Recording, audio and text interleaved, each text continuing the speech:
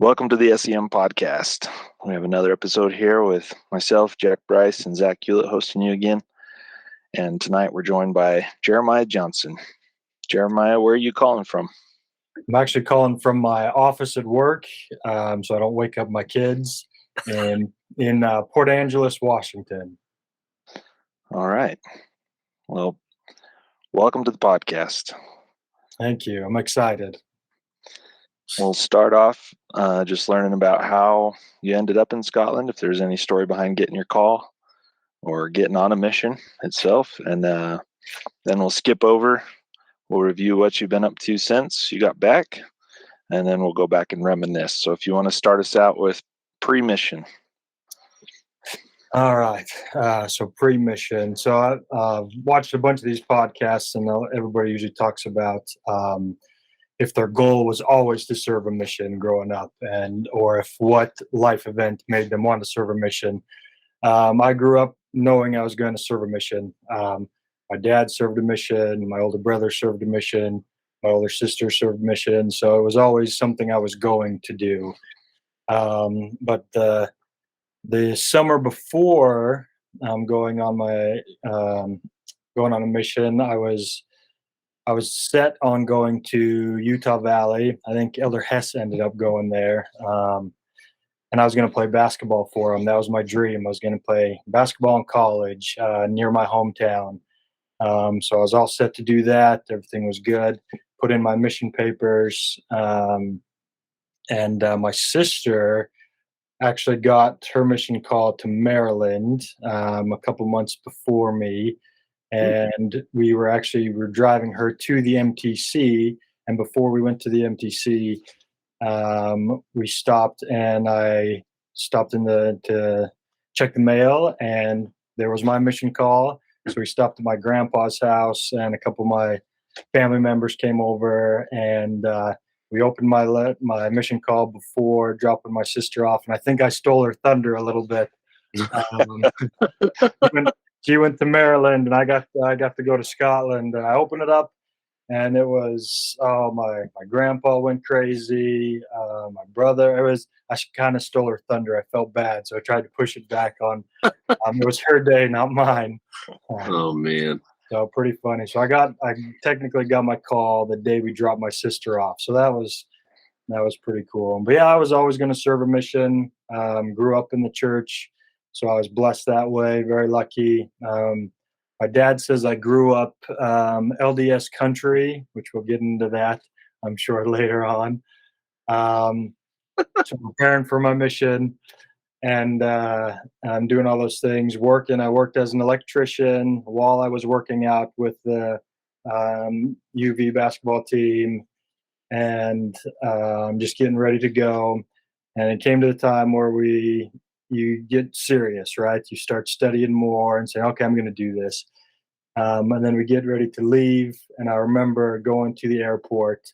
My mom and dad drive me to the airport, and you were still allowed to walk in with people who didn't have tickets then.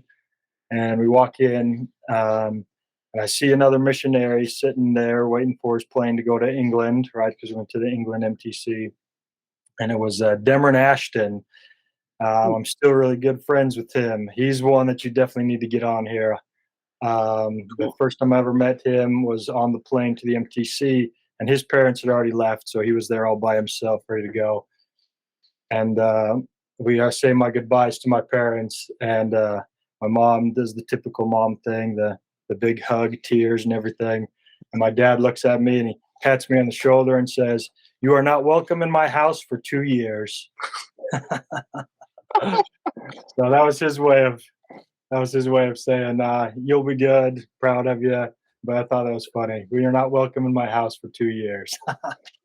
Yeah. So then I got on the plane with Ashton, and we went to the England MTC. And what was the time frame of that? October 2006. Okay, great. Yeah. All right. Actually, I said I think it was November. I came back in October. There's that you come back like a month short of 2 years. So I think it was November. Okay. All right. So end of 06 anyway. Yeah. Yep. All right. So we'll skip over now to when you got back. You said October 08, right? Right. And catch us up on what you've been up to since then. Well, so 2 years later, I get off the plane and see my family, and again, same stuff. And my dad says, "Well, you're welcome back in my house." So 2 years are up. But no, that was good.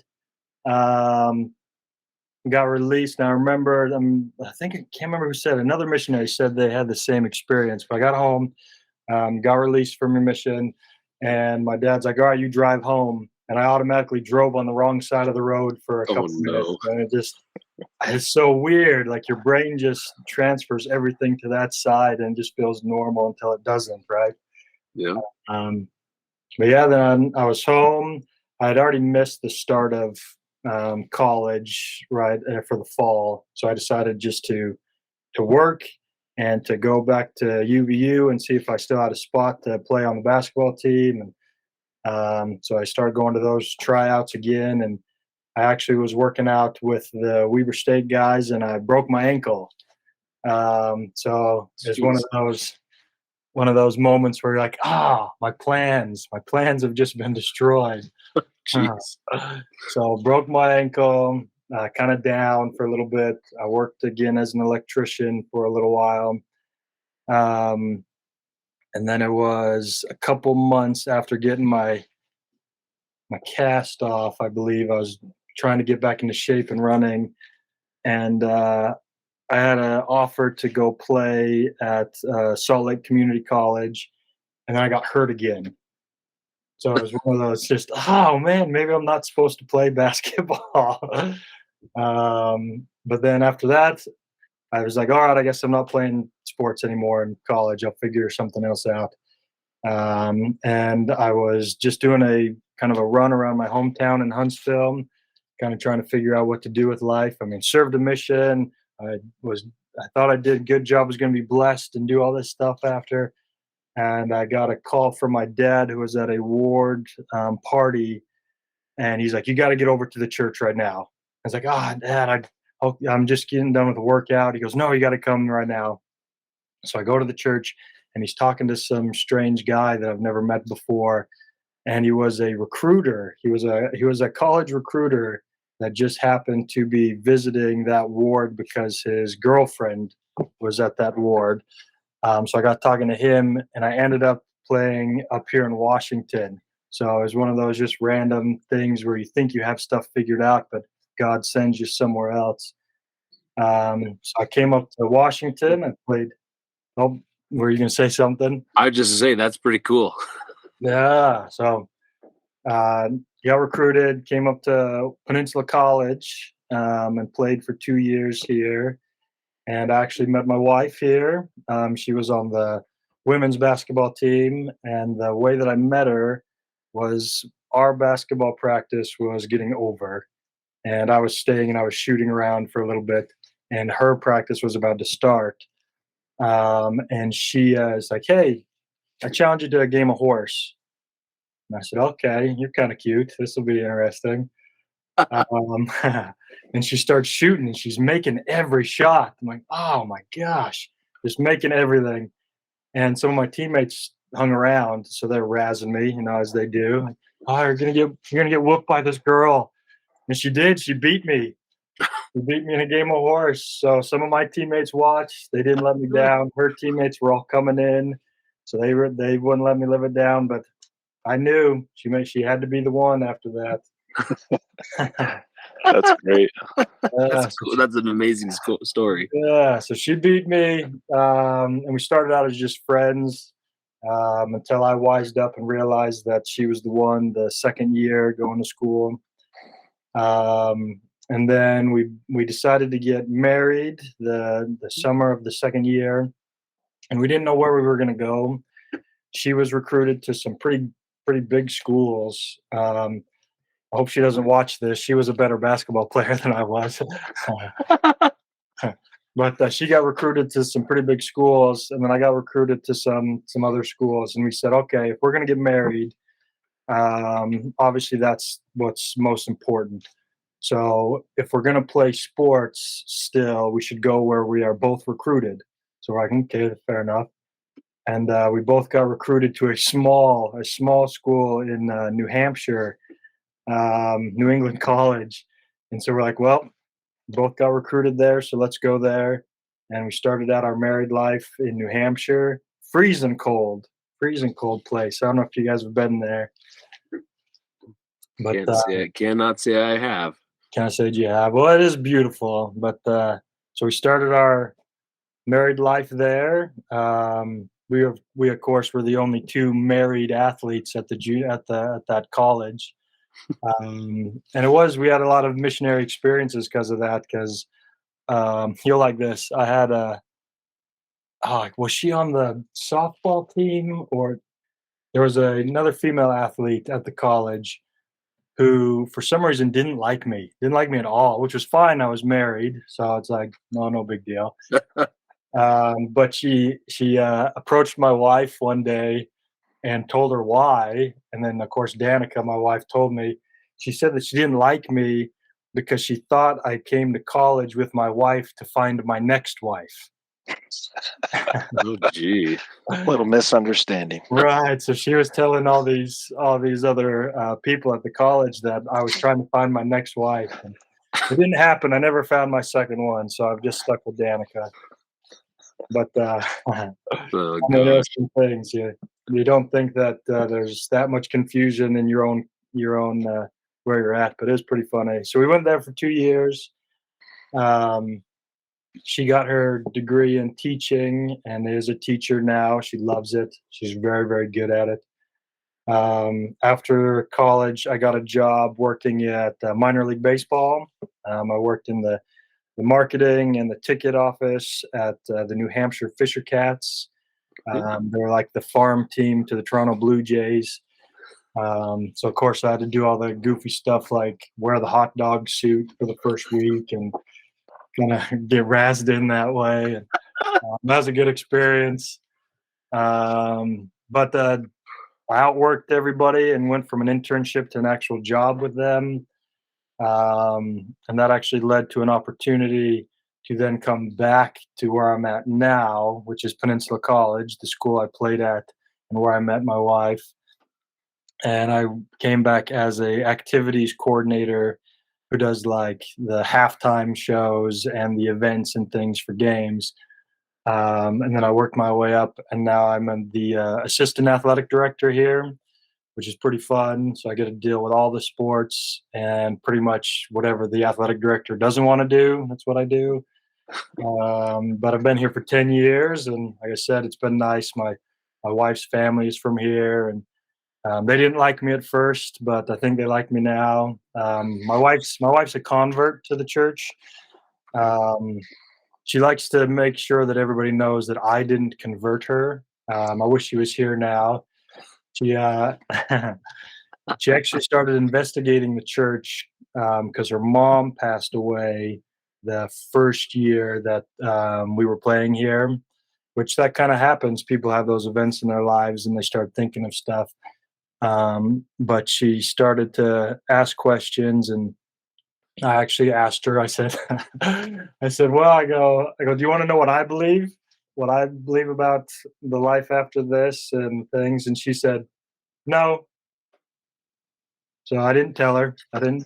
Well, actually, I did. I remember I did tell her, and she just was good and sat there and listened. But I went home that summer, and she actually, I can't remember if she found missionaries or if one of our friends got her to start taking lessons. But anyway, she started taking lessons while I was back home, and she didn't tell me. Again, she didn't want me in any part of it. But she ended up joining the church and got baptized. I was not invited. To her baptism. Yeah. She did not want people to think it was a flirt to convert kind of thing. And Yeah. so she's amazing. We talk about the more doors you chapped or the more doors you knocked on in the rain, the more attractive or better your wife is. Well, must have been tenfold for member missionary work because I married above myself. That's for sure. Yeah, so that's kind of how that all started. We have 2 kids, 2 great kids. We still plan on keeping both of them, even though they drive us crazy. Hmm. Wyatt, my youngest, is 3, and he thinks he's Spider-Man. He has Spider-Man suits that he wears around the house. And when he's in that suit, he is Spider-Man. You cannot call him Wyatt. It is Spider-Man. But That's awesome. as soon as he takes his suit off, he's like, this is Wyatt, Dad. I'm Wyatt. So he's real fun. And then my oldest, Ellie, she is 6, and she is smart, and she's great. I needed to have a daughter first because, again, I like to think I'm tough, but my daughter has proved me otherwise. She's got me wrapped around her pinky, so I needed a daughter first. So yeah, I love it. yep. So that's kind of what's been going on. That's great. And sounds like a lot of fun, for Yeah. sure. It's been fun. Again, since being here, my wife and I both got our master's degrees, and have kind of put that as a focus to better ourselves. And we've started a couple side businesses that some have worked and some haven't. But she's been a great partner with all that stuff. That's wonderful. Really good. Yeah, and All right. she better watch this. I should get some brownie points for this. She's been. Sounds like you got the record straight for her. That's right. You didn't convert her. That's right. That's right. And whatever stories I tell, if they're not true, they are true because I get to tell them. So that's how it works. That's right. How it works. Absolutely true. All right. You ready to go back then? Let's go back to the mission. Oh my gosh. It seems like forever ago. I had to go do some research. Actually, I flew home to do some work last week. I think I told you. Yeah. And I went and found my mission stuff. So I got my journals and everything, and going through them. And luckily, I found Preach My Gospel. So I have all the areas I was in and the missionaries that I served with. So I think we can come up with some stories. So perfect. Yeah, this is an open book test for sure. So all you need to reference stuff you can. Yeah, I need it. I need an open book. That is for sure. Jeremiah, you didn't just fly home for that, did you? Oh, I should have told you that's why I flew home. No, that would have been a first on the S.E.M podcast. Well, I had to fly a few states home to go get my stuff. Right. I mean, it is that I feel that it would be that important. I was saying this is what you guys are doing is so cool. Like Elder Lucas actually told me about it, and when he did his, told me I needed to watch it, and I watched Cofords and a bunch of those who I'll talk about later that have just this what you guys are doing is so cool. So thank you for doing this. Great, thank you. We're always glad to hear people finding it and enjoying it with us. So it's awesome. All right, so MTC or Scotland, wherever you want to start. Let's start in the MTC. That was my wake up call for sure. The country LDS boy. So you get to England, and again, everybody's talked about this, a little bit of a culture shock for some of us, and the houses are all smaller, the cars are all smaller, and I'm a above average height guy, so everything seemed a little bit smaller as well. We can relate. We get to the England MTC, and I feel completely out of place because I don't know how you guys felt when you guys went to the MTC, but everybody was so much smarter than me. Everybody was so much more prepared than me. Everybody looked more like missionaries than I did. And so it was one of those, oh man, I'm not welcome in my house for 2 years. So I got to figure this out. But it was really good. A lot of great young men becoming men there. But I actually went in, my group was only 4. We had a very small group. Elder Peckham, amazing. I'll talk about him.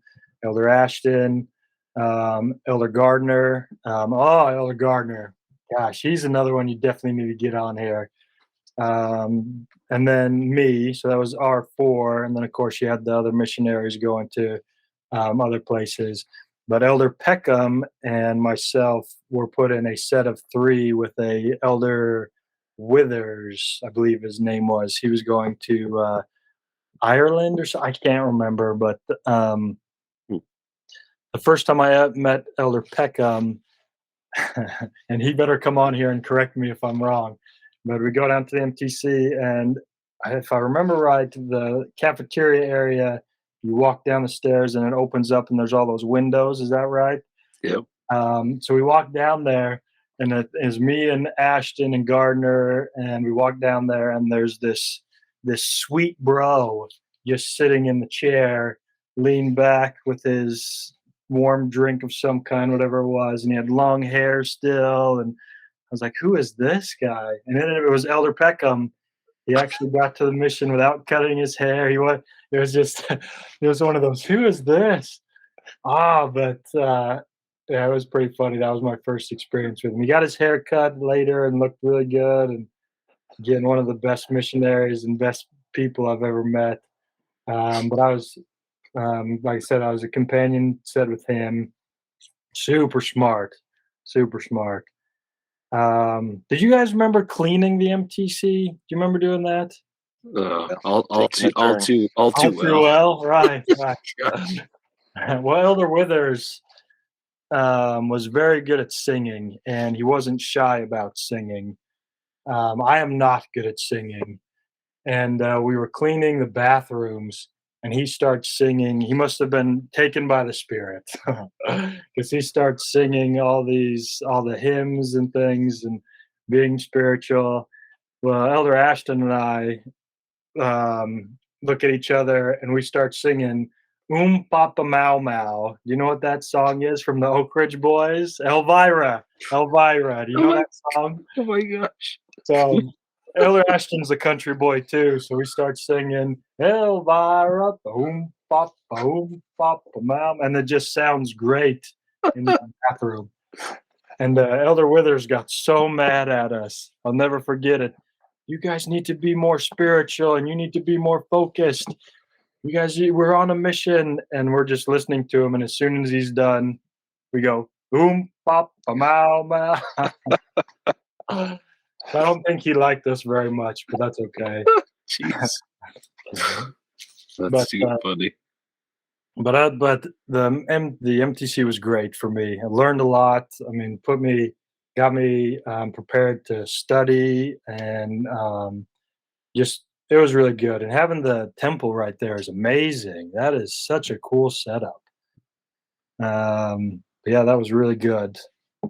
Did you guys write your names on the MTC beds?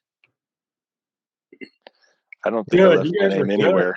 You guys were such. Zach left his name on the back of a clock. My name's on the back of a clock in one of the downstairs classrooms. Oh, look at that! No, mine. I have a picture of it. Don't think I've grabbed it. I have a picture of it, and just the board when you're sitting on the bottom bunk. You know, they have the boards right there. I just wrote my name. I don't know if it's still there, but Elder Johnson was here in this bunk. There you go. Yeah. So it was a pretty short time in the MTC, I believe. And then you all get in those big white vans, and you go up to Scotland, and you go to the mission home. And I had the same experience. I can't remember who the assistants were. I think Elder Hess was talking about it in his.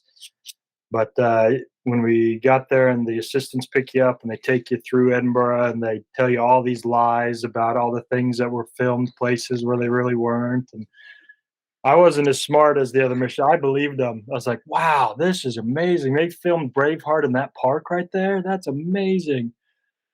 It's a long-standing tradition, apparently. Right. So, at least 10 years worth. I'm trying to remember who the APs were, because that was like one of my last transfers. Was it in like December you got there? It must have been December. I mean, I have my journal. I want to say it was Elder Pilkington and whoever he was with. Yes. Yes, Pilkington. He had me fooled. I believed him. I can't remember if he was with I don't think he was with Marcus McBride at that point. I think that was No, earlier. I met McBride as a zone leader later. Okay, yeah. Yeah. No, it's funny though, because we're hearing that as a consistency as it keeps coming down the line. Like we all say to ourselves, we'll never do that. And I don't remember half of that stuff because I was half awake most of the time. But it's just funny to hear that those that served as the APs did consistently do the same thing to the missionaries. Well, I was gullible. I believed them. Every missionary was perfect, and they would never lie to me, is what I thought. So I believed all of it. And then I remember again. I get my dates and stuff mixed up, but we stayed at like a Scottish bed and breakfast. Is it that first night you do that? Yep. I remember that you just got like a big plate of meat in the morning. It was like every kind of weird meat you can think of, and beans.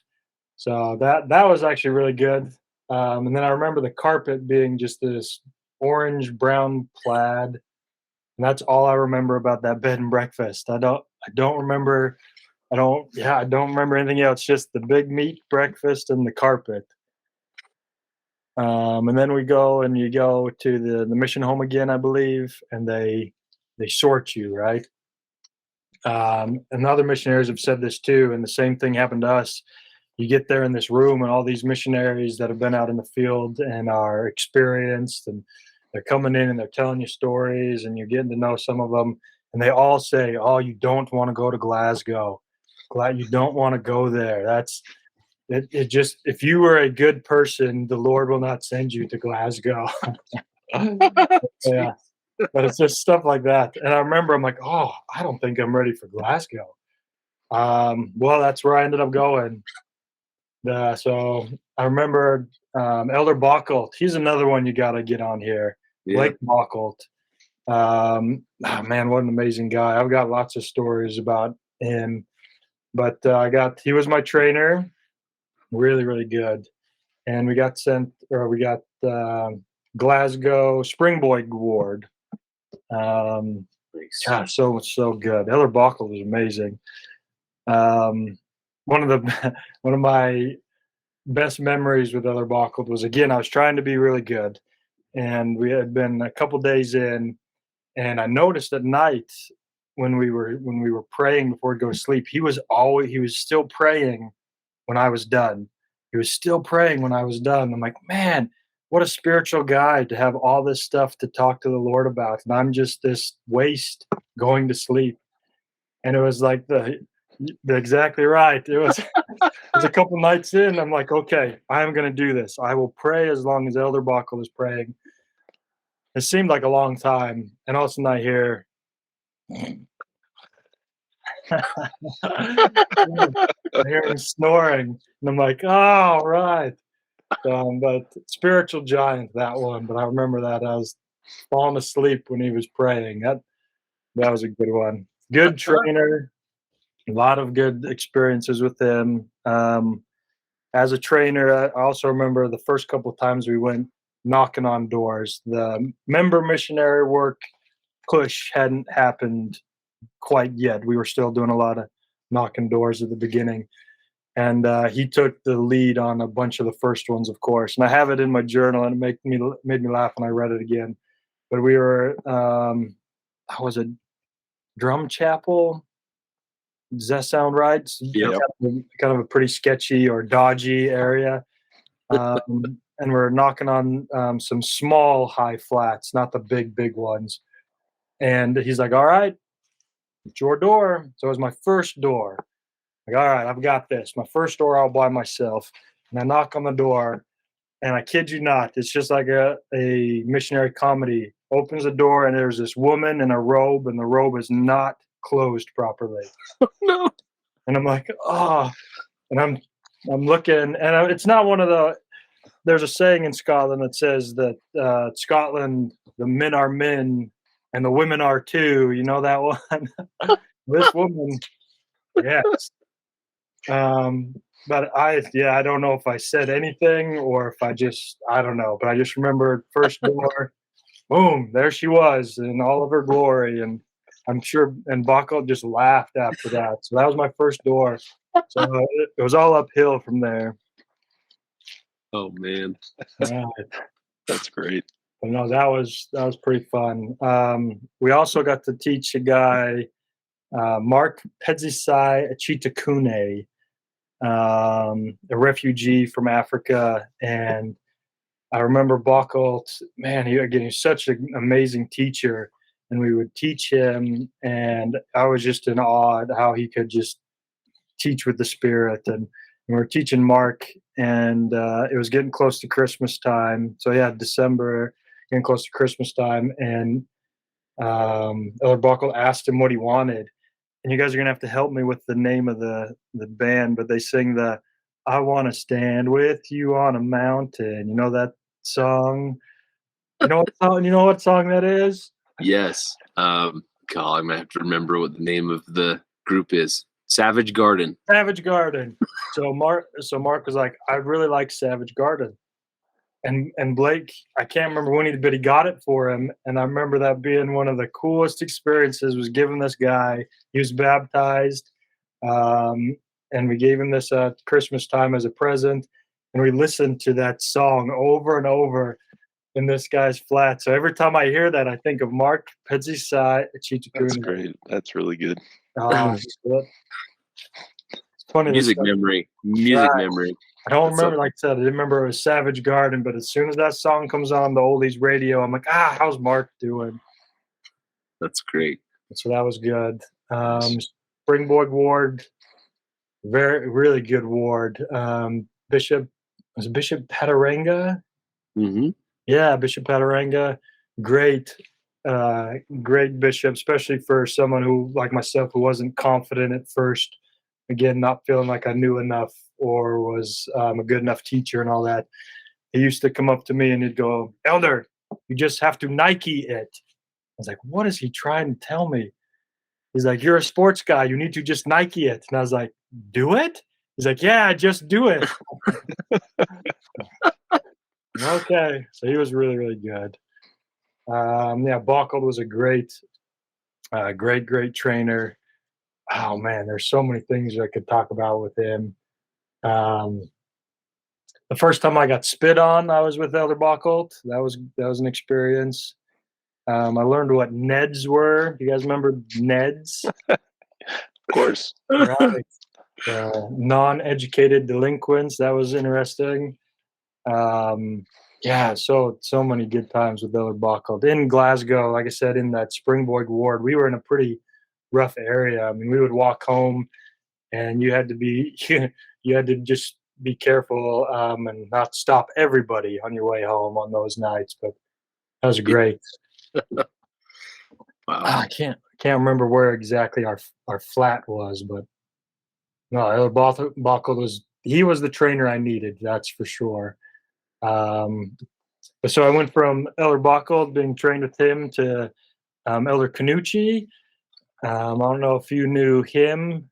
I knew Jason, yes. Yep. I don't actually remember a lot of stuff with him. I mean, he was good, but I don't remember having lots of crazy stories or anything. But somebody else or himself will have to come on and tell some stories. Good missionary.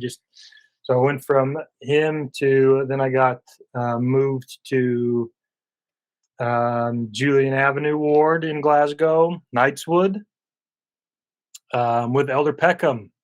Gosh. Oh, wow. Yeah, really, really good. So we were the youngest, I believe we were the youngest companionship at the time. And Elder Peckham was so smart. And he is, obviously, he is very smart. I hope one day that I will be as smart as he was then. I mean, man, such a smart missionary and guy. But did either of you serve in the Knightswood, Julian Avenue area? I did for a couple weeks. It was very, very short. It was like a mid-transfer move that I was there. But at the time, I was with the zone leader area. We were in both Springboig and Julian Avenue at the same time. So it got kind of, to say it was a little bit, watered down. I didn't get to have a lot of in-depth opportunities to meet and get to know a lot of people in 2 weeks, but that's where I was. Very good. Well, it was again another pretty rough area, but we never were really scared. I did find going through my journals there was 2 different times in that apartment when we woke up or before we were going to bed, where there were sirens either in the parking lot at the flats next to us, or across the street where somebody had died or somebody got murdered.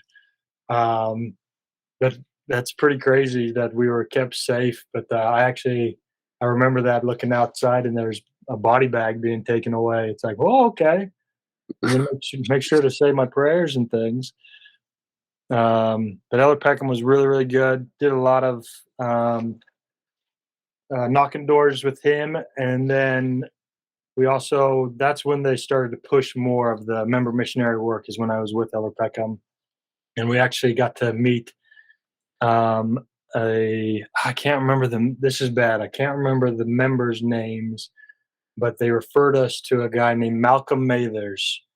This man is one of the most amazing people I've ever met in my entire life. He was a member referral, and he was literally the house right next door. You guys remember the houses are like this far apart, so it's not like we had to go very far from the members to his house if we needed to joint teach.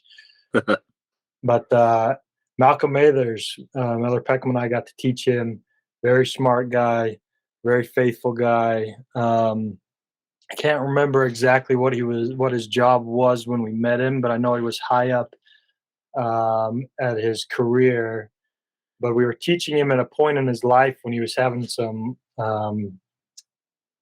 family trouble, and I remember we taught him the plan of salvation, and something just clicked with him. Elder Peckham was amazing at teaching the lesson, and the spirit was really strong. And I fumbled my way through and bore testimony, and something just clicked with him. And from that point on, every lesson was just great. He studied and knew more than we did by the time we got there. He ended up joining the church, and the crazy thing was they didn't tell us all the stuff about what was going on in his life at that point. But he joined the church, and he ended up he got a divorce, which is a bummer. But his wife left him because he joined the church. He wasn't able to see his daughter for a while because he became a member of the church. But he was so faithful and so strong, and it is just such a example to us. He ended up getting remarried later on, and his daughter got to come around. But amazing guy, Malcolm Mathers. I've kept in contact with him a little bit over the years. Probably should reach out to him more. But yeah, he was great, great convert to the church. Um, Gosh, so I remember walking with Elder Peckham a lot, and there was I think I sent you guys a picture of it. I don't know if you saw it. There's a Elder Peckham is, like I said, very, very smart, educated, and from California. Him and I looked and acted and talked very different. I have a slower country accent, and the members and the people we would talk to always compared us to like the dumb country boy and the smart city kid. And there was this place, and I sent you a picture. I can't remember exactly where it was, but there's these 2 shops right next to each other. One of them's called Johnson's, and the other one's called Peckham's. And it fit perfect because Johnson's was like your Ace Hardware, like low end, like just one of those like, oh, blue collar guys. And Peckham's was like this high fancy organic food place. And so we took a picture of that, and we're like, this is perfect. It's meant to be, Elder. We needed to serve together. It's so good. But he was a great, great companion. I remember we had a lesson, and we were getting a ride home from the ward mission leader.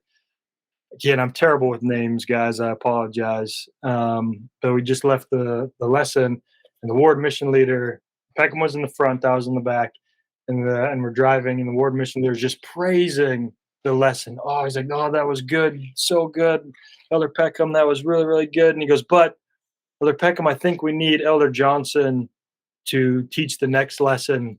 And I was like, oh, okay. And he goes, because Elder Johnson's a little bit slower and more of a blue collar guy, and I think this guy will understand him better. I was like, oh, thanks.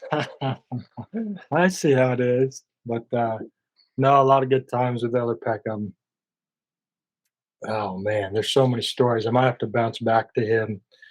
But after Elder Peckham, actually with Elder Peckham, we had another 3 set. We co-trained Elder Walker.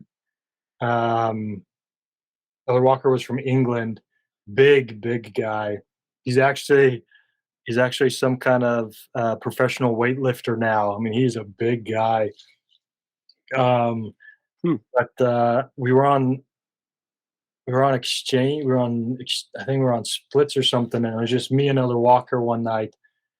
And I'm getting ready for bed, and I hear singing. I said I'm a bad singer, but Elder Walker is woo. He was not good at all. And I hear this singing from the bathroom, and I'm like, oh, okay. And he's singing, what was it? It was like praise to the man or glory to God. Yeah, glory to God in the highest. And he's singing it, and I'm like, oh, this is gonna be funny. So I record him singing, and I have it. I should have sent it to you. And he's just singing, and he finishes the song, and without skipping a beat, he goes from that to my milkshakes bring all the boys to the yard. Oh, I'm just dying. I'm trying not to laugh outside the bathroom, and I'm recording him singing. Like, oh, that was great. Oh man. Elder Peckham and I trained him. There were some good times there. And then after that, I have to look at my notes real quick. After that, Elder Peckham left. I think he went to Edinburgh, and then I trained a Elder Van Leuven. Elder Van Leuven was from California. I nicknamed him Captain America because he was strong kid, proud to be an American, loud, which again, the Scottish love that. Very confident guy, and I remember going on lessons with him and doing things. And gosh, one of the toughest things with him is he didn't like to wake up. He just wasn't a morning person, and I grew up waking up early and working, and I would get up and he'd still be sleeping. Like, Captain America, you got to get up. You got to get up. We got to get studying. Just a couple more minutes. And I remember literally flipping over the bed. I don't know if you guys ever did that, but just mattress. I'm like, Elder, you got to get up. Flipped him out of bed, and he was still sleeping. I don't know how he did it, but he was still sleeping on the floor. But man, he turned out he was a great missionary. I actually found a picture going through the stuff that I left him. After him, I went with Elder Hess. I went up to Elder Hess in Dundee, but I left this picture. I don't know if you guys can see it. Obviously, that's me without the beard. But I left it. This is when Hammer Time started. I know you guys have talked about this. So Hammer Time had started to come in, and so I was trying to be this perfect, disciplined missionary and just trying to set the standards high. And so I left this picture of me with Elder Van Leuven, and I put on it, and I said, I've got it written here. I said, "You're the boss now." I said, I have faith in you. Work hard, be blessed, baptize. Don't be a waster, Captain America. Wake up on time. And I forgot about this. Him and I got along really well, but I had this little thing where if he wasn't listening, I'd say, "You know what, Elder?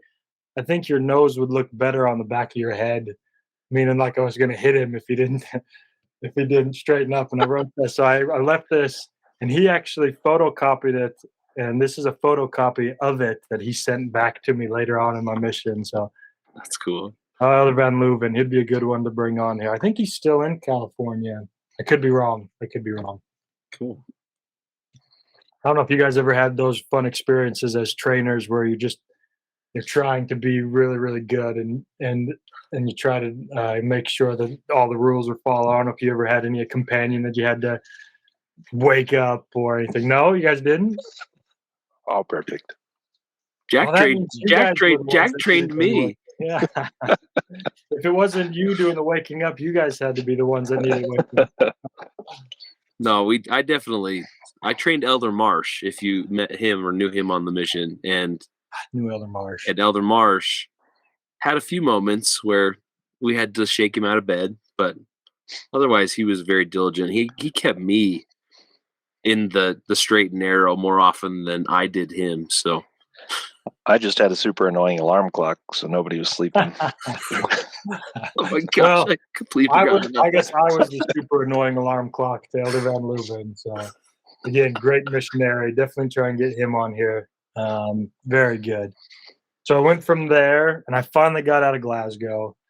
Oh wait a minute, I got some more Glasgow stories. God, I love Glasgow. Looking back at it, it must have been with Bocholt. But if you were in Glasgow, anytime there was a football match and the home team lost, we were told that you needed, well, any football match, you had to be home earlier. I don't know if you guys have heard that, like, because the streets are not safe and people are crazy. But I must have been with Elder Bocholt. But we got on the bus and we were late from it. Not late as in breaking the rules late, but just late for that night because the football match got over. And it was crazy. There was like cars on fire and people going nuts in the street. And I'm sitting, and we get on the bus to head back home, and I'm sitting there looking out the window, and all of a sudden, just on the side of the window, boom,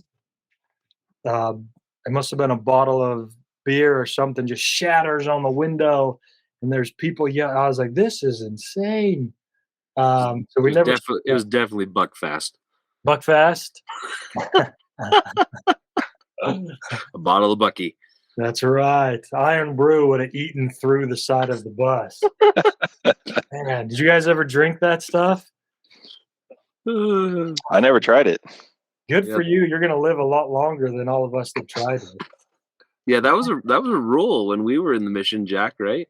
Yeah, it doesn't mean missionaries didn't have it in the flat, but that was a rule not to drink it. It was against the rules to drink it. Oh, good. We drank it and then it became a rule. Ooh, it was bad stuff. I avoided it until probably my last 6 weeks. Someone was like, "Before you go home, you have to try this." I was like, "Fine," and it wasn't anything special. So right. So it must have been. But yeah, that was a crazy night, and I think that was the first night I had an interaction with somebody with a Chelsea smile. Did you? So you know the Glasgow smile, where it's where they put a knife or a bottle and they go from here up, they just go up, right? So, I mean, you saw that in Glasgow all the time, people with these big Joker off the Batman kind of scars up their face. But there was a guy, it must have been the same night, he came on the bus and he had two up the side of one side. And it must have been Elder Bocholt told me it was a Chelsea smile. And I was like, what is that? He said, well, they do it twice so that when you're sewing up one of them, the other one splits open wider. I was like, oh my gosh, why are we out here? Like, let's get back to the flat. Like that, Glasgow was crazy. Oh my gosh. I don't remember. I don't remember hearing about that. That's crazy. The Chelsea smile, a double. So I never got one of those. Lucky for me, that would have been. I might not have been. I might have grown my beard out sooner if that happened. Wow. But so from Glasgow, oh, God, I keep thinking of all these Glasgow stories. Did you guys ever get bottles thrown at you? No. I didn't have bottles. Maybe rocks. But Rocks and eggs. Eggs, right? So this one was with Elder Peckham. We were just walking down the street going from a lesson, and they're NEDs throwing stuff at us, and they're not very good at throwing things. There's no they can't hit you. I mean, they could be like 10 feet from you and they can't throw and hit you. So we weren't worried.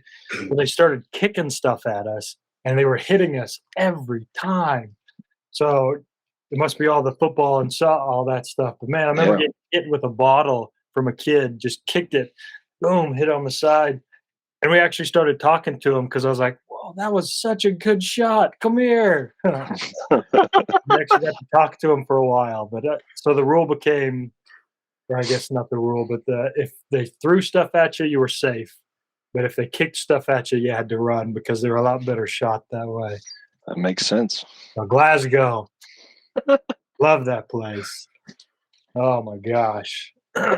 Which is funny because I live in Port Angeles, Washington now, and there's a lot of similarities to some of the parts of Port Angeles as there are in Glasgow. It's rainy all the time. There's pot shops on every corner. It's just like being home in Glasgow. So I went from there with Elder Van Leuven, and I got to serve with Elder Hess, another amazing missionary. I must have been the worst companion of all these missionaries because I had great companions, so I must have been the bad one. But Elder Hess was great. Like I said, he ended up playing soccer, I think, for Utah Valley, I believe. But man, he was so good. We used to go to try and teach people at like the park or things, and he would just tear them up, and they wouldn't believe he was American. Um, very disciplined missionary. I learned a lot from him. How to be a leader on the mission and how to teach as a leader and teach missionaries. Very good. I wasn't with them for very long, just one round, and then I went from there. Dundee's beautiful. Did you guys get to serve in the Dundee area? Not in the Both- wards there, but Both yeah, served in the zone. we served in the zone. Gosh, if I went back to Scotland, I would go there. I might skip Glasgow, but I'd go to Dundee. No, I'll go back to Glasgow. But beautiful place. And I wish I remembered the more people and names better. But I remember the awards were great. That was a fun time. Taught a lot. I remember we taught a lot with Elder Hess. He was really, really good. After that, I got sent back to Glasgow. Yeah. I mean, I didn't learn my lesson. I didn't learn what I needed to learn, I guess. So I went from with Elder Hess as a zone leader with him. Went back down to Glasgow with Elder Lucas. You guys had him on. Gosh, Troublemaker. troublemaker, trouble. What a mountain of a man for such a small guy. Gosh. Great missionary. I have a lot of respect and appreciation for that guy. We still keep in contact. He actually married a gal that's friends to a gal from my hometown. Just random. Just Oh wow. random. So we're actually I'll probably see him in the summer. I think he's coming over. But yeah, Elder Lucas, you've heard the stories about the mighty Elder Lucas. This is when the hammer time came into effect with me. Elder Lucas he didn't say this. He used to make me bring a razor when we would go out every day. And he would have me shave closer to our last appointments because he said my 5 o'clock shadow was too dark. I needed to shave again. Oh my gosh. Oh, so good. So good. No, he was very, very good mission. Another very, very smart guy, amazing teacher. Again, learned a lot from him. I did send you. I think I sent you a picture with him and President Frederick's granddaughters. I thought it was a great picture, a redeeming picture for him to show everybody that he still has a heart. He's there drawing with them, but I also wanted to send it to him because President Frederick's granddaughter is about the same height as him. So I'll have to send that one to him. For those watching, this is the picture. Elder Lucas is a good guy. He's a tough guy, but he was an amazing missionary. Oh. Yeah. How old was his granddaughter at that point in time? He was probably 3. No, I don't know how old she was. She was but no, that was a good picture. That's one of my favorite pictures of him. Oh goodness. Yeah, you guys have heard all the stories about him coming in as the Hammer Time missionary and strict rules, but there was a lot of care and worry for missionaries from him. I mean, I remember spending a lot of time.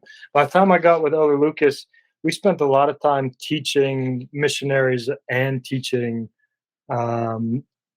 investigators and things. And some of the most spiritual lessons and meetings I had with Elder Lucas was actually teaching other missionaries. Again, I was with a companion who was so much smarter and so much more in tune with the spirit than I was, and it was just amazing to be with him. But yeah, so he's a good guy. Don't let all those scary stories fool you. He was a good guy trying to do what was right and what was best, and so many Elder Lucas stories. He was a crazy driver, though. Man, did you guys ever have crazy driving companions that? Oh man, I was more close. I prayed more when he was driving probably than that night. Jeez Louise. Yeah. No fear in that one. Oh man.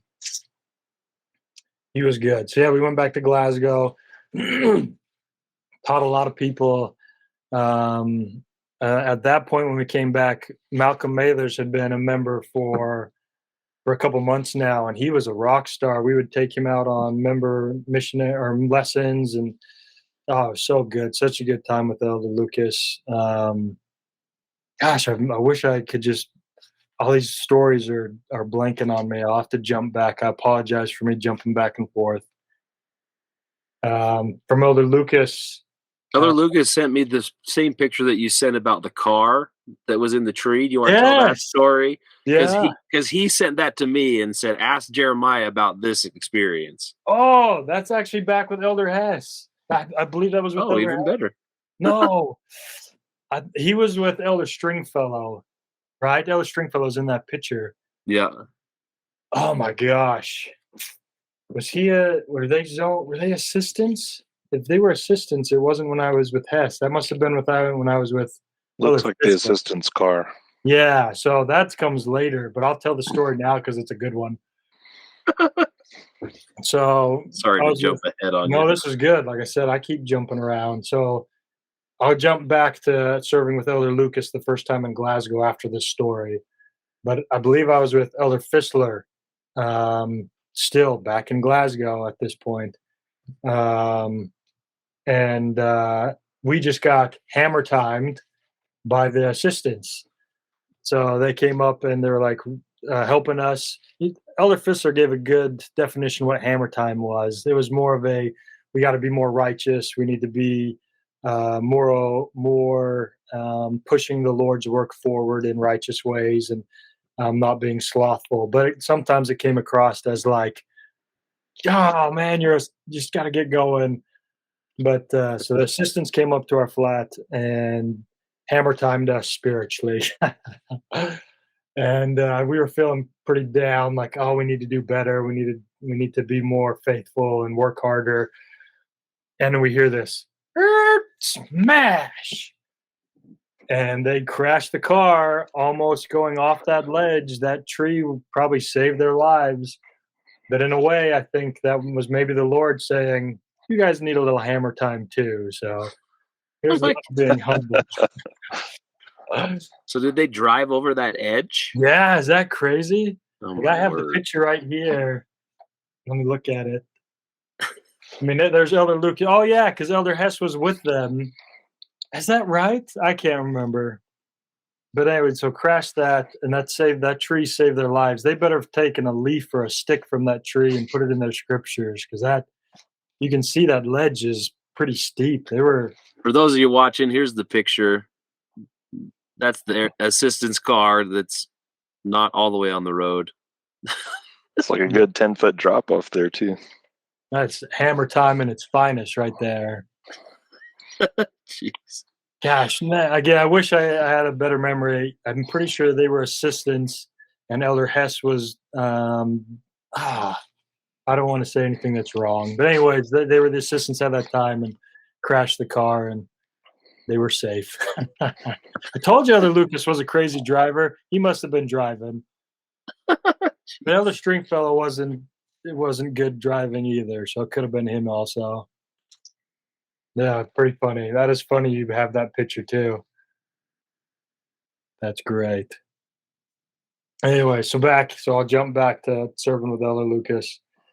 Um, so after Elder Lucas, I got out of Glasgow again for a little bit. Well, we were in another three set for a while with Elder Smith from Idaho. Um, he was good.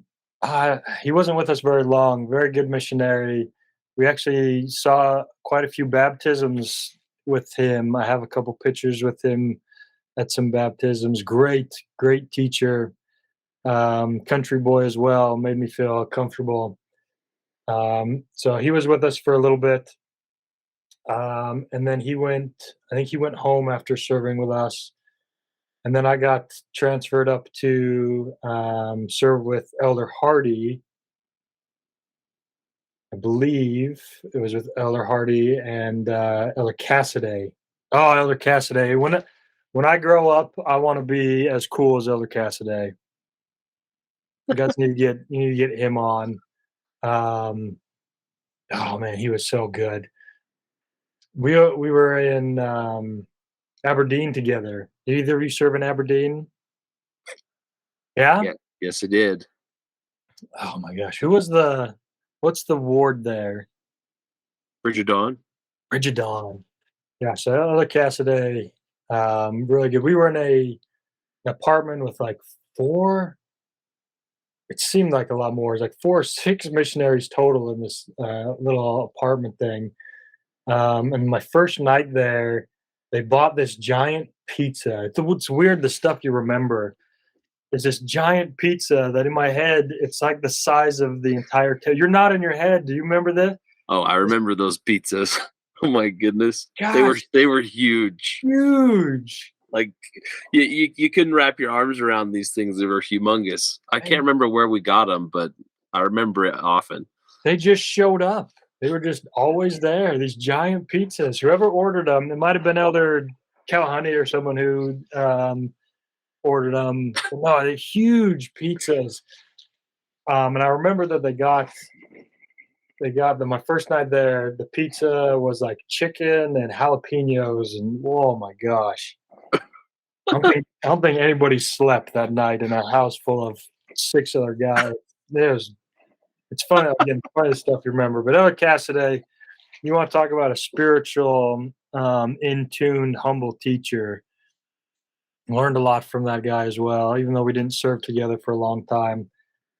We got to study a lot. He got sick while we were together for a couple days, and we actually got to be bonded pretty good and got to study and actually prepare for people more intimately, if that makes sense. Like we got to study, we got to plan a lesson for more than a night because we didn't get to see people for a couple days because he was sick for a little bit.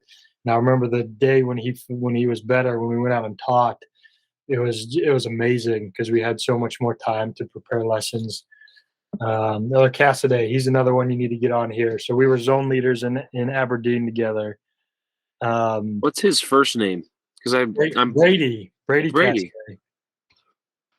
Do you still have contact with him? Because he's one that I don't know that I have any connections to him. I'll see if I can reach out. I follow him on all his social media stuff. Like I said, I want to be as cool as him when I get older. He's a good guy. I love it. Before I keep going, reading and trying to catch up and getting stories to prepare for this, I noticed during my time serving in Scotland, a lot of the first companions I have a lot of stories or writing about teaching lessons or people on the street or getting attacked on the bus because we were Americans and all these things. But as I got further into my mission, the lesson or the things I wrote down tended to be more about, I'm worried about this missionary. I hope we can help them, and I hope we can.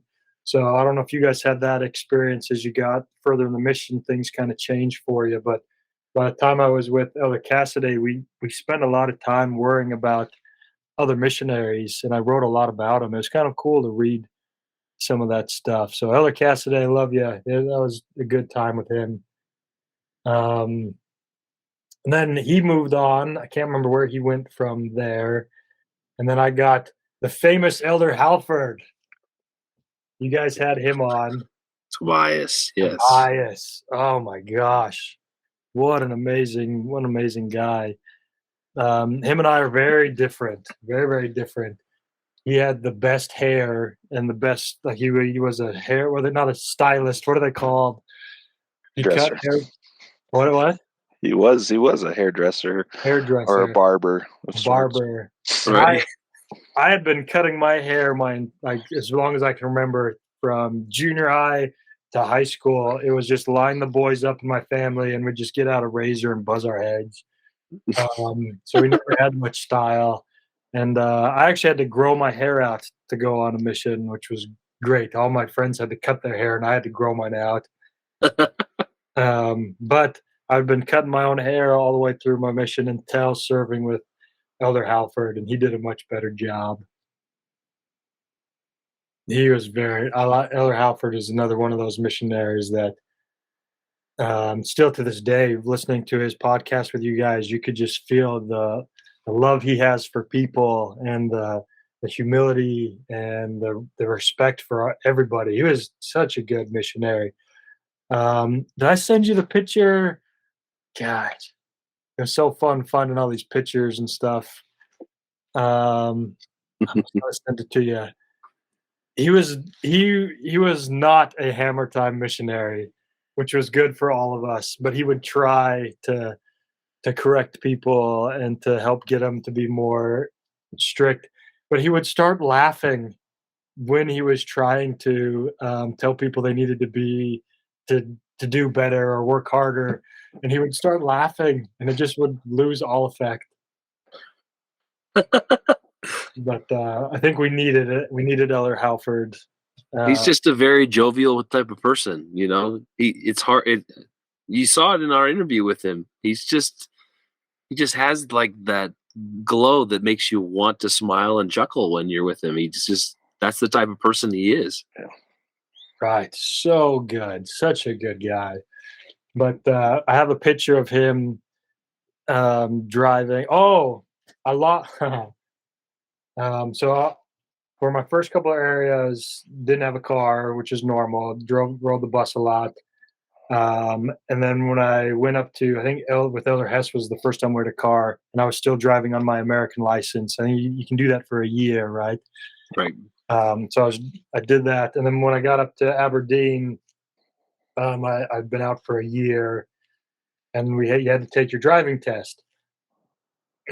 And I remember a lot of American missionaries would fail the first time. And I'd been driving cars since I was 10. I grew up in the country, so we were driving cars just because that's what you did. You're driving trucks to haul hay and do things, and we would actually drive ourselves to our driving lessons when we were 16. But so I was pretty confident in driving, and I passed it first time, feeling really good.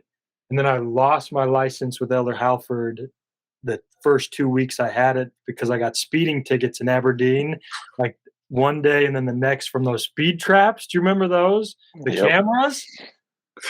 Oh, God. Everything was great. I passed it first time, no problems. I've been driving for all that time till then, never had a ticket. And then the first week or two with Elder Halford, I get tickets and I lose my license and I can't drive the rest of my time. So Christian Lucas rubbed off on you. Oh my gosh. The good and some of the bad have rubbed off on me, that's for sure. Oh gosh. Oh man. Oh, I keep bouncing all over the place. Speaking again of Elder Lucas, I think it might have been Elder Lucas and Elder Coford came and did a flat inspection one day when I was in Glasgow. I might have been with Elder Peckham still. I think it was Elder Lucas. I know it was Elder Cofer. But anyways, they were doing a flat inspection. Again, Hammer Time had just started moving when then, and they were going through stuff. And I think they wanted to find something to throw away, but I had literally nothing. I don't know how you guys packed and did stuff when you were serving, but I had nothing. I didn't bring much from home. I didn't have pictures on the wall. And I remember Eller Coford was disappointed, and I think he actually gave me a tie during the flat raid because I didn't have stuff. So I thought that was pretty cool. I still have that tie. Everybody else was getting stuff taken, and I got stuff given to me. If that says anything about how just didn't have anything. But anyways, back up to Elder Halford. Elder Halford was good, and then I got called back down to Glasgow. I just couldn't get away from Glasgow. I think I spent over a year total there. Easy over a year total in Glasgow. And so I was a zone leader there, back in that same Julian Avenue ward. I think Elder Lucas said that the members when he was talking with you guys, the members hated him because they thought that he got rid of me. Do you remember that when he was telling that story? Yeah. It was probably true. They liked me there. But I think the only reason they liked me there is because they didn't like Elder Lucas. But went back to that same ward with Elder Fissler. And Elder Fissler talked about this. That was probably the toughest time in my of my mission as well. It was I think I read it actually this today. Elder Fissler and I were just so set on being the best we could be, just like all missionaries. But I remember we were at a point where baptism started going down. I mean, there's ups and downs, and there's sometimes when there's lots of baptisms and lots of lessons and things are going great, and then stuff goes down for a while. Well, Elder Fissler and I were zone leaders in Glasgow when it started to go down in numbers, which again aren't the most important. The people behind them are, but the numbers started to go down, and we started feeling a little bit of pressure. Lucas and I think it was Stringfellow were assistants then, and they were trying to motivate us to do more. But I just remember we had such a challenging time serving together. But he was great. Man, he's a good missionary. He talked about it in his podcast. He started losing his hair. And I think mine started growing out faster, so I think that probably made him more mad. But I remember the pin, the day the hammer pin broke. I don't need to tell that story again, but do you remember that story he told the day the hammer pin broke?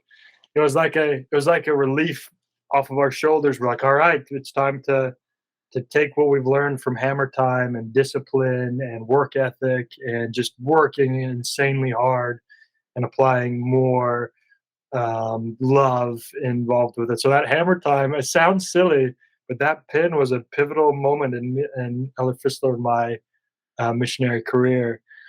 But another one was Yvonne Towie.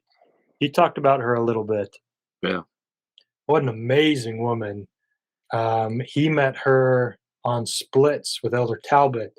Need to get him on, Elder Talbot. Yeah. There's a country boy for you. I think he's still in Utah. What's his first name? We'll figure it out. Yeah, I'll try and get that for it. So Elder Talbot. So they went on Splits and found her. And I don't know if you guys had this experience too as missionaries, but it seemed like when you were teaching the gospel to people that were very receptive of it, and it just clicked and the Spirit was there, you ended up learning just as much or not more. I had that experience with Malcolm Mathers, with Yvonne Towie, with Patricia, with Yvonne and Julian Brown. I mean, all these people that we got to teach, that it felt like I was learning more, if that makes any sense. But Yvonne Towie was one of them. What a great, strong gal. She was a gymnast. I don't know if Elder Fissler mentioned that. She would always I don't wear think these so. cutoff shirts, and she had big, strong arms, and I'm pretty sure she could probably take both me and Fissler if she wanted to. She could have taken us out. Um, but yeah, that was a great. That was kind of the light in that time serving in Glasgow was Yvonne Talley kind of putting things back into perspective for Elder Fissler and I, and so good. Such a good missionary, Elder Fissler. I'm glad you guys had him on before me. I got to listen to his, and he'd said a lot of stories that made me think of stuff that happened with us. And good guy, really, really good guy. Is it Stetson Talbot? Stetson Talbot. What a perfect name for a country guy. Stetson Talbot. Good guy. That beats Jeremiah Johnson, that's for sure. Oh, come on, they're on par. No, yeah, get him on here. He was a great missionary. So yeah, served with Elder Fissler. We ended up having a lot of success and learning experiences together. Man, I wish we could, man, just read my journal. That would have been fun. I was an awful speller, so you wouldn't want me to read my journal. It was bad. So I went from Elder Fissler in Glasgow, and then I was back with Elder Lucas. There's something with me and Elder Lucas. The universe just needed me to learn more from him because I couldn't get away from that little dude. So I went back with Elder Lucas. I went to Edinburgh, was an assistant with Elder Lucas. That was good times. I think we sent Elder Coford home. Elder Coford was fun. Did you get that picture of Elder Coford I sent you? I mean, it's a typical picture of Quinn. Right. You guys probably have lots of those ones. He's got his tartan towel on. Did you guys ever get those? We had members that would give us tartan towels. I don't know if they just had too many of them in Scotland, but man, we got them all the time. I wish, because this thing's a gem right here. Look at this. That. Quinn That's Coford pretty in cool. all his glory. Gosh. Now, if that doesn't scream Hammer Time missionary, gosh, no, that was good. Yeah, those, we have those hats too. I think I still have one of those hats with the fake red hair in the back. I've got one. I have two one of too. those. See Yeah, you, yeah. Jimmy hat. Jimmy hats, that's what they're You, called. Jimmy. Jimmy hats. Those are gems right there. That's right. And did you guys pick up a little bit of an accent at all when you were serving? And when you came home, did you have any type of Scottish accent? I carried enough of it that my wife still says pants when she gets mad. Yeah, I had friends. I had one friend in particular. He served in Ireland and got home about maybe 10 months before I did. And 2 or 3 days after I got home, they came over and just sat and asked me questions to listen to me talk because they said I didn't realize it, but I spoke with the same flow as those from Scotland, and I didn't realize it. But like if I listen back to it, I had a definite accent that was pretty pronounced. Nice. And I've told this story once before. I don't remember which podcast it was, but my claim to fame was one time when I was training Elder Marsh, we were on a doorstep and I knocked on the door and did a door approach. And the guy who answered the door said, "What part of Scotland are you from?" And I said, "I'm from America." He goes, "Oh my gosh, your accent's bang on." I was like, "Yeah, that's right." That was pretty good. I'd only been in the mission for about a year at that point in time. So Good on you. I had it flowing. It was amazing. I don't think I ever had one. I don't think I was blessed to have a Scottish accent. It just didn't fit with the country drawl, I guess.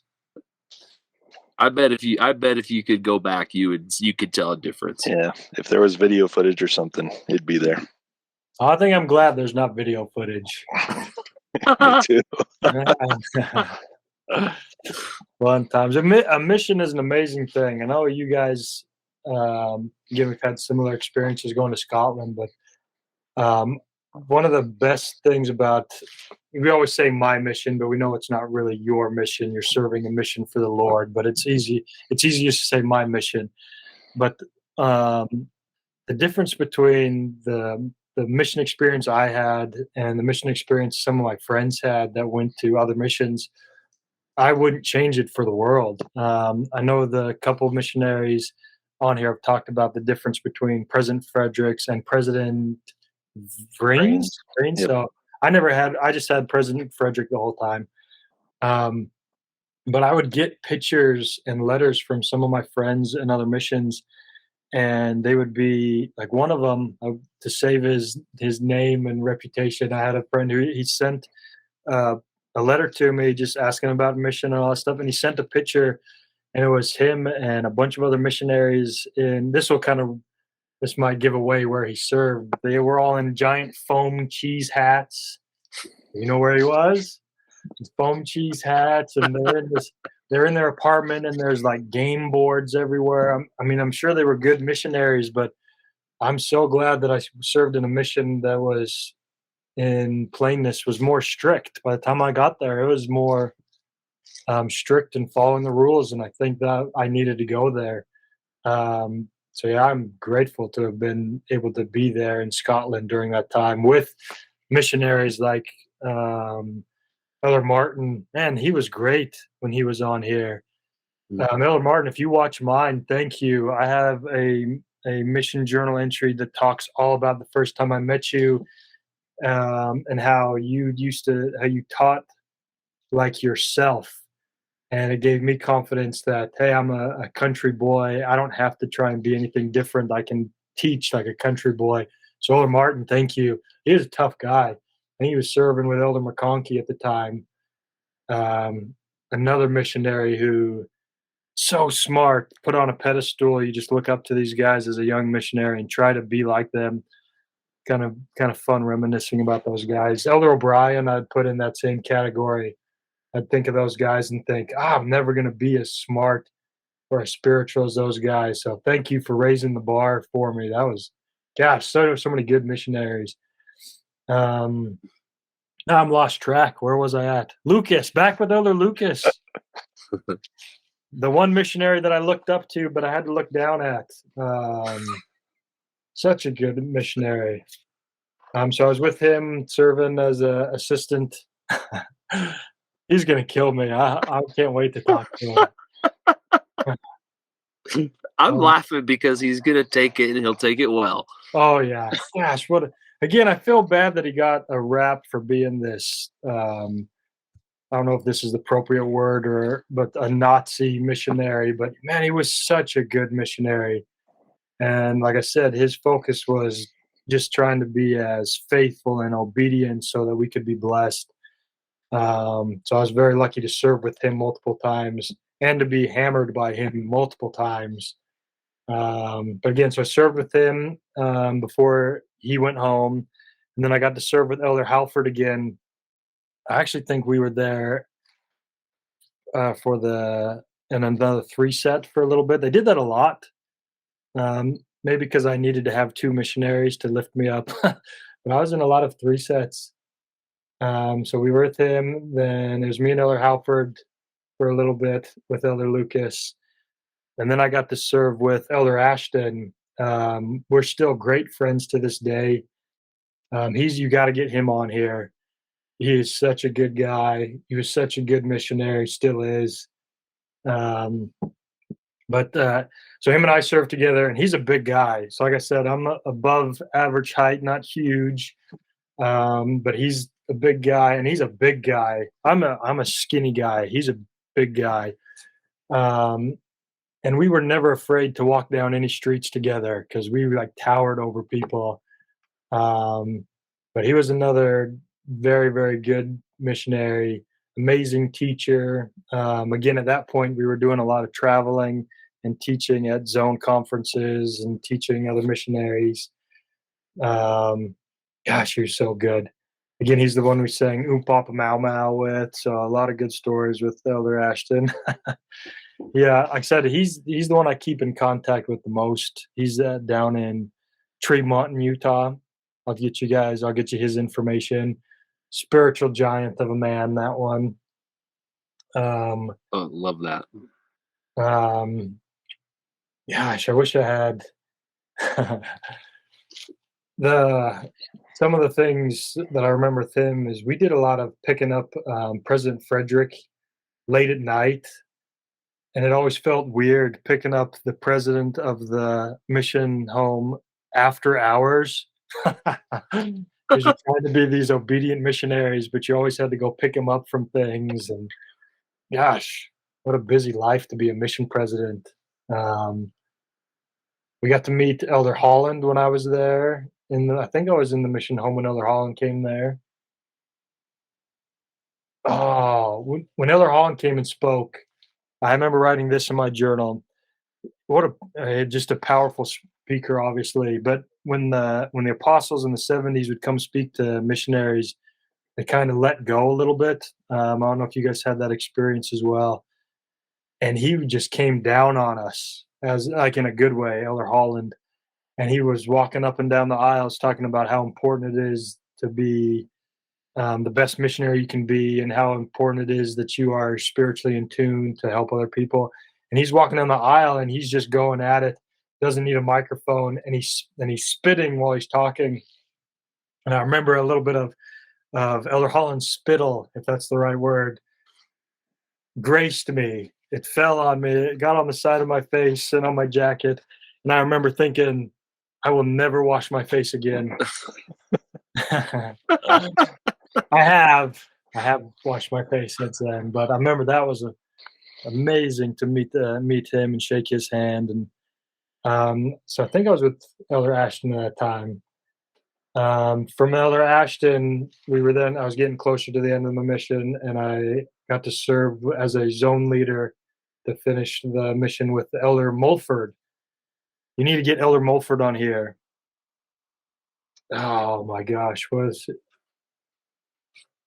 his first name? I can reach out to him. Were you still in Edinburgh at this point in time? Yep, they didn't send me back to Glasgow to finish off the mission. I got to stay in Edinburgh.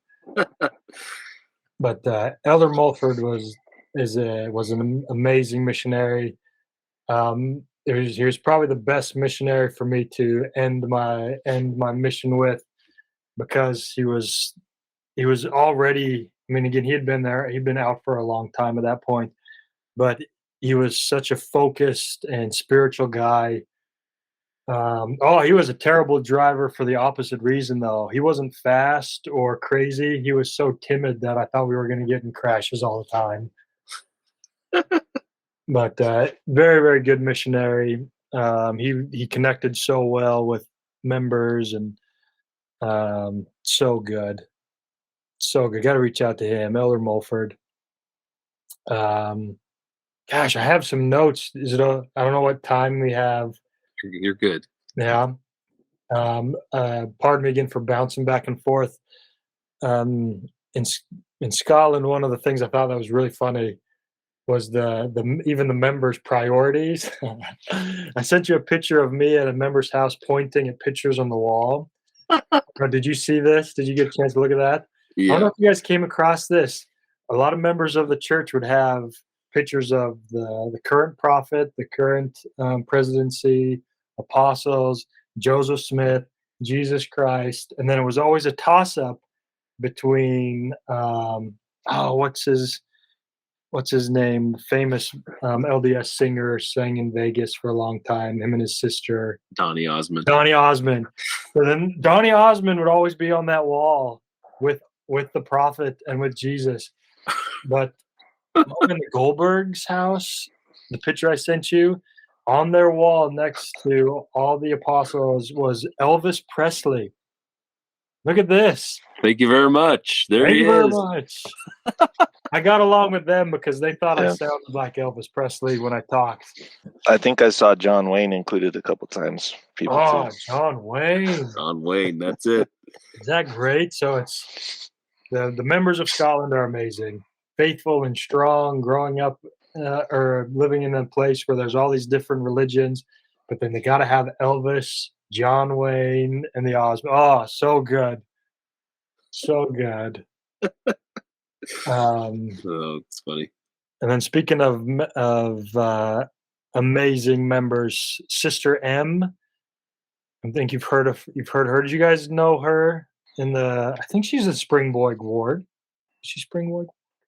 I may have met her, but I didn't have many interactions with her at all. Well, she was one of those members that loved missionaries, and she would have us over for food all the time. And she would always get the missionaries' home addresses to send like parents gifts and things. Well, when I came home after serving a mission, out of nowhere during a church basketball game, in walks Sister M in Huntsville, Utah, to come watch me play basketball at a church basketball game. She just showed up in Huntsville and she ended up staying the night at my parents' house. It was the weirdest thing. That's crazy. Any missionaries who know Sister M or knew Sister M would appreciate that story. That she just showed up at my house. I remember that she slept on the couch at my parents' house for a couple days. Wow. Pretty fun stuff. But yeah, so fun. Yeah, mission, and you can't and wouldn't change it for anything. The missionaries that I was lucky enough to serve with, like I said, I must have been the worst companion in all my companionships because my companions were amazing. Great teachers, smart, in tune with the spirit, tough, all so good. I was lucky to serve with all of them. Lucky to have President Frederick as a mission president, and his wife. Oh, that woman could heal any sickness with Sprite and crackers. Gosh, anytime you'd call Sister M, Sister M, this missionary broke their leg. Oh, get them some Sprite and crackers, and that leg would be healed. An amazing woman. So I was lucky to be around them. Gosh, Elder Black. I never got to serve with him. He's a missionary from Ireland. Yeah, Brian. Brian, yeah. He was a great missionary. He was one of those missionaries that whenever I'd go on splits with him, I would just let him talk about his conversion stories. Kind of like Elder Martin, just tough guys that grew up in probably tough to grow up in where they were in the gospel, if that makes sense at all. Just powerful guys. My testimony grew just being on splits with him. If you can get him on here, have him do his Captain Hook impression. The Hook from Hook with Oh, it's got to Robin. come on. Dustin Hoffman, is that who that is? Who's Hook? Oh yeah. He would do that impression all the time. Such a good missionary. I won't even attempt to try it. He was so good. Yeah, good stuff. I loved looking back at the pictures and stuff that I took of Scotland. I didn't take a lot of them, but being from the States, telling people that you served in Scotland, especially where I was from in Huntsville, President David O'Mackay lived in Huntsville, Utah, and he obviously was a missionary in Scotland. And so there's this big thing that when I got the call to Scotland, it was like, oh, another Huntsville missionary. But the people back home are like, oh, Scotland's this beautiful place, rolling hills and sheep everywhere. And I mean, I would send pictures home of like that flat that I sent you where it's like high flats with spray paint graffiti everywhere and NEDs walking around, 12-year-olds smoking and drinking and calling you all kinds of things. And you're like, I can't send those pictures home to my mom. So it's such a good place. I really did enjoy Glasgow. It gets a bad rap, but I really enjoyed Glasgow.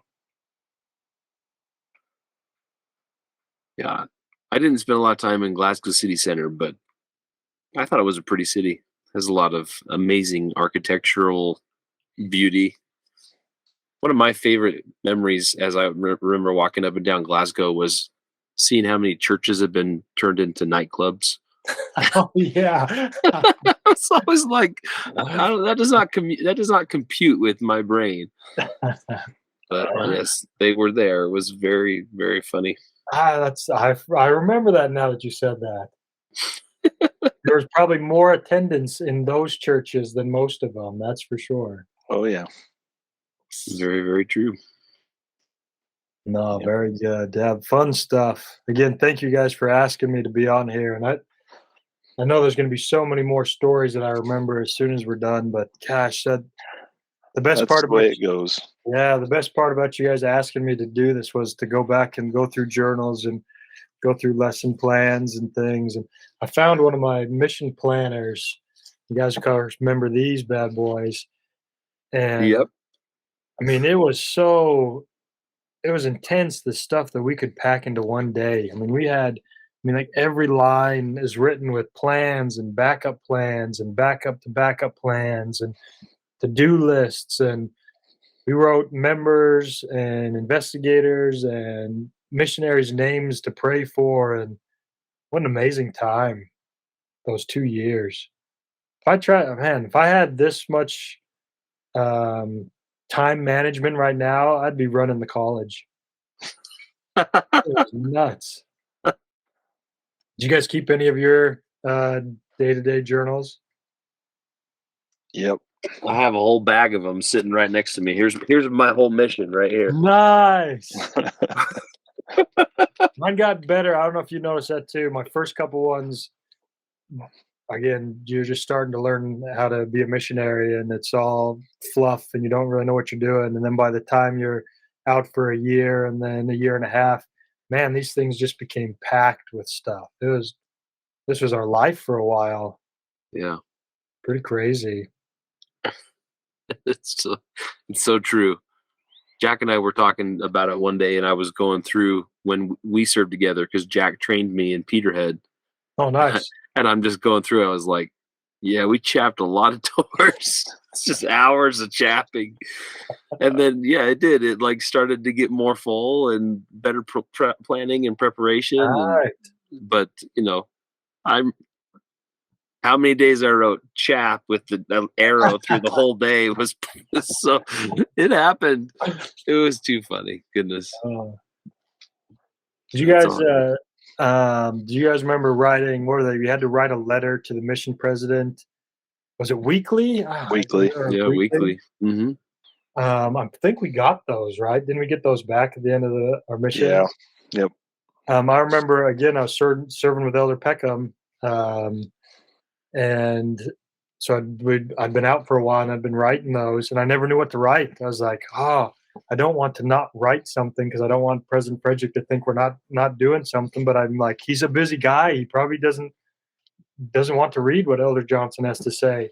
So it was like months. All I would write was President Frederick, Elder Johnson's doing good, and that's all I would write, and I would send it to him. And I was with Elder Peckham, and I actually got a letter back, and it was kind of like a rebuking um, um, letter with heartfelt caring. But he's like, "I want to know about you." I just thought it was funny. He's like, Elder Johnson's doing good." I wrote that for months.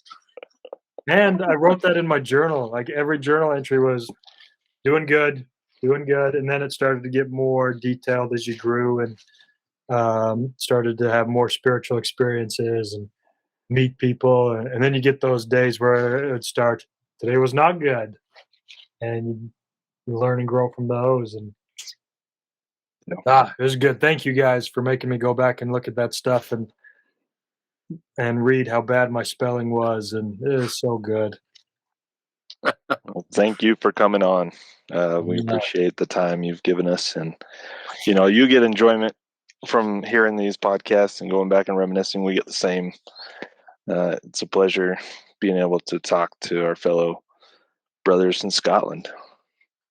Just have that common heritage as part of our lives.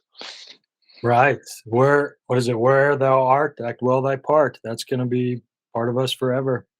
Yep. It's very true. We've intertwined with common missionaries too. Like we have people that we had